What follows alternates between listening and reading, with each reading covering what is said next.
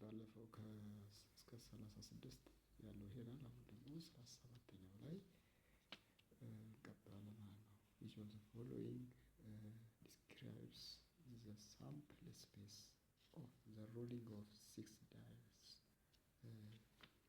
ስለዚህ ዳይሎች እናውቃቸዋለን።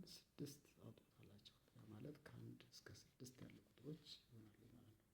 1 2 3 4 5 6 ናቸው። ስለዚህ 6 ሳምፕል ስፔሳችን 6 የያዘው ይሆናል ማለት ነው። the probability of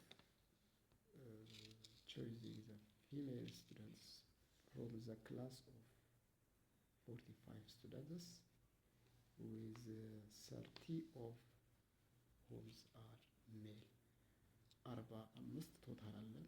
45 የወንዶች የሴቶች ድምር ይሄ ቶታሉ ነው።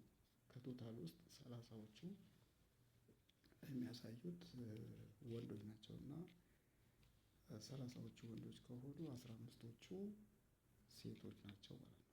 አሁን የተጠየቀው what's the probability of choosing female ስለሚል የፊሜል ደግሞ ብዛታቸው 15 ናቸው።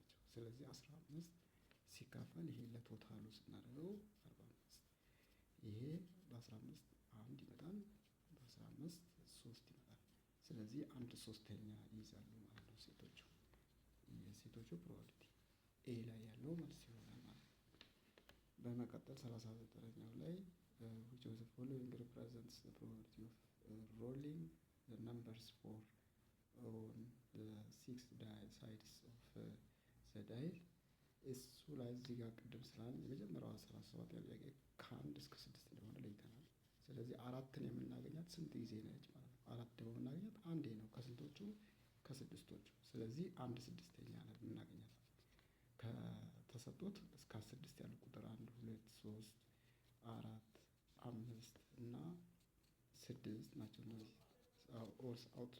ኦል ፖሲብል ሳምፕል ስፔሳችን ከነዚህ ውስጥ 4 ብናገኝ 1/6 ማለት ነው።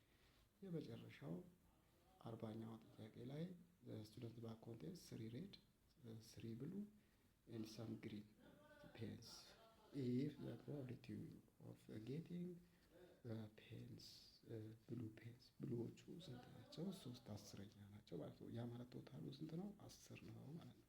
10 ከሆኑ 5ቶቹ ሬድ ናቸው፣ 3ቶቹ ብሉ ናቸው። የቀሩት ሁለቱ ደግሞ ምን ይሆናሉ ማለት ግሪን። ስለዚህ የግሪኖቹ ብዛት ስንት ነው? 2 ይሆናሉ ማለት ነው። ምክንያቱም 2 ሲደመር 5 6 7 እና 7 ሲደመር 3 10 ይሆናል ማለት ነው። ስለዚህ ነምበር ኦፍ ግሪን 2 ይሆናል ማለት ነው። 2 የያዘው መልስ ይሆናል። አመሰግናለሁ።